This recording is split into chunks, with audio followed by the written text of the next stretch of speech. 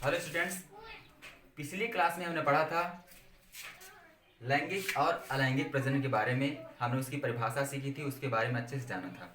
आज हम अलैंगिक प्रजनन के प्रकारों के बारे में पढ़ेंगे। अलैंगिक प्रजनन हमारा कितने प्रकार से होता है उसके बारे में पढ़ेंगे। तो अलैंगिक प्रजनन का पहला कंसेप्ट हमारा विखंडन। आइए विखंडन के बारे में पहले हम पढ़ते हैं। विखंडन एक कोशिकीय जीवों में पाया जाता है। जो विखंडन हमारा होता है वो कितने कोशिकीयों में पाया जाता है? एक कोशिकीय जीव में पाया जाता है। इसमें कोशिका सूत्री या असूत्री विभाजन द्वारा दो या दो से अधिक कोशिकाओं में बट जाती है और संतति कोशिकाएं नया जीव बनाती हैं। अब देखिए जो विखंडन है, विखंडन हमारा दो प्रकार से होता है। नंबर एक हमारा है द्विखंडन, नंबर दो बहुखंडन। तो आइए पहले द्विखंडन को अच्छे से पढ़ेंगे, उसके बाद फिर बहुखंडन को पढ़ेंगे।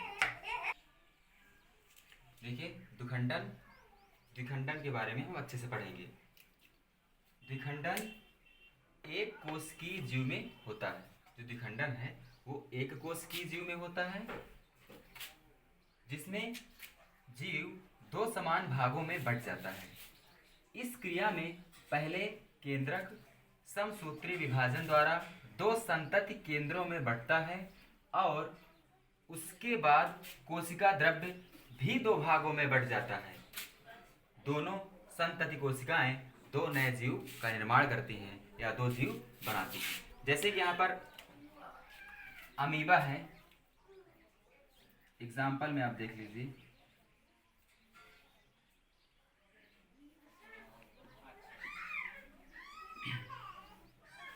अमीबा में आप देख लीजिए,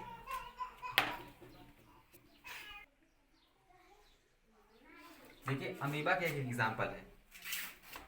यहाँ पे हमारा अमीबा है, ये अमीबा में केंद्रक है और यहाँ पे कोशिका द्रव्य भरा हुआ है। अब देखिए आगे की क्रिया में क्या होगा, जो केंद्रक है वो केंद्रक थोड़ा सा हमारा लंबा हो गया है। अब इसके और आगे के फेज में जाएंगे तो ये जो केंद्रक है वो और थोड़ा सा बड़ा हो रहा है, अलग होने की कोशिश कर रहा है। और फिर और आगे जाएंगे तो ये जो केंद्रक है ये दो भागों में विभक्त हो जाएगा और जो यहाँ पे साइटोप्लाज्म मतलब कि कोशिका द्रव्य भरा हुआ है ये भी दो भागों में विभक्त हो जाएगा और ये नए संतति का निर्माण करेगी। ये देखिए यहाँ पे एक अमीबा अलग हो गया और ये अलग हो गया।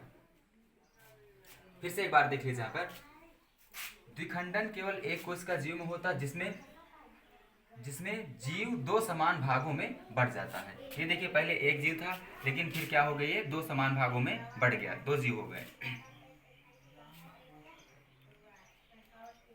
इस क्रिया में पहले केंद्रक समसूत्री विभाजन द्वारा दो संतति केंद्रकों में बढ़ जाता है। ये जो केंद्रक है ये पहले क्या होता है, दो संतति केंद्रकों में बढ़ता है और उसके बाद कोशिका द्रव्य भी दो भागों में बढ़ जाता है।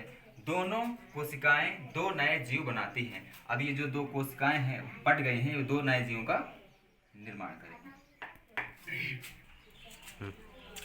ये था हमारा द्विखंडन। अब इसके बाद हम पढ़ेंगे बहुखंडन। द्विखंडन के बाद अब हम पढ़ेंगे बहुखंडन, जिसको हम इंग्लिश में बोलते हैं मल्टीपल फिजन।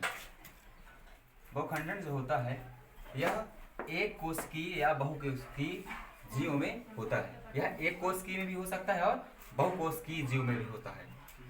जब इसका शरीर बहुत छोटे छोटे खंडों में बंट जाता है और इस प्रकार एक जीव से बहुत से संतति जीव बनते हैं, इस विधि को बहुखंडन कहते हैं। जैसे कि यहाँ पे मलेरिया प्लाज्मोडियम में विखंडन दर्शाया गया है। ये देखिए यहाँ पे पहले देखिए, उसके बाद ये जो केंद्रक, इसका जो केंद्रक है ये हमारा क्या है, ये केंद्रक, और इसके अंदर जो भरा हुआ दिख रहा है ये है कोशिका द्रव्य।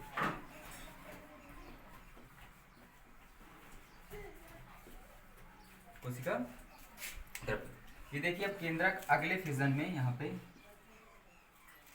केंद्रक कई भागों में विभक्त हो गया है और फिर आगे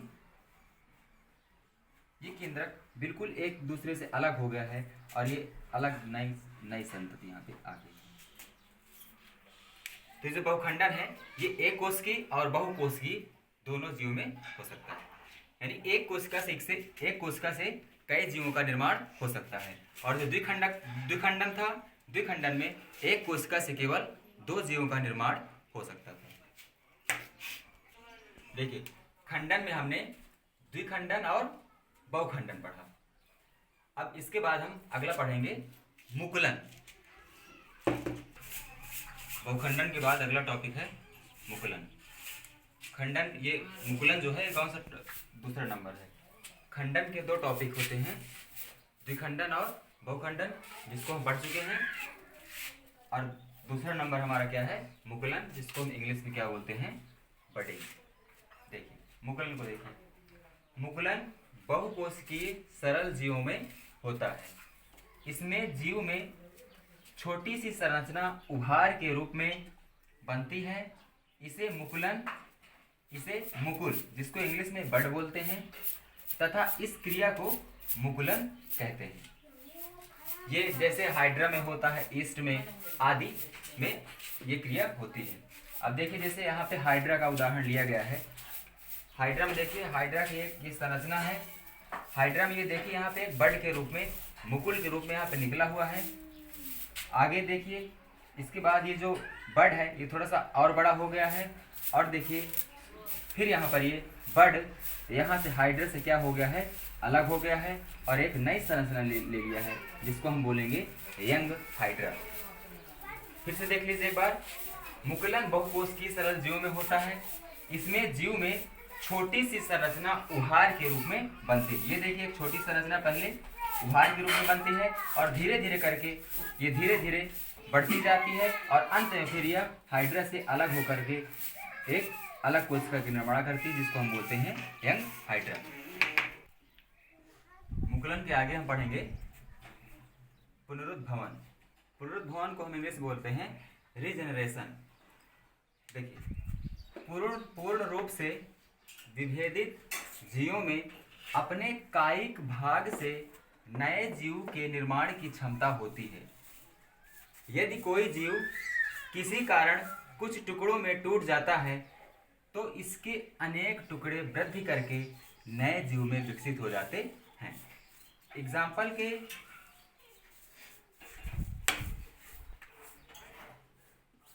एग्जाम्पल में हम लेंगे प्लेनेरिया।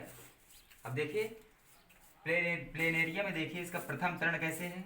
उसके बाद ये 3 खंडों में विभाजित हो गया और 3 खंडों में विभाजित होकर के ये देखिए धीरे धीरे ये नए जीव का निर्माण कर रहा है।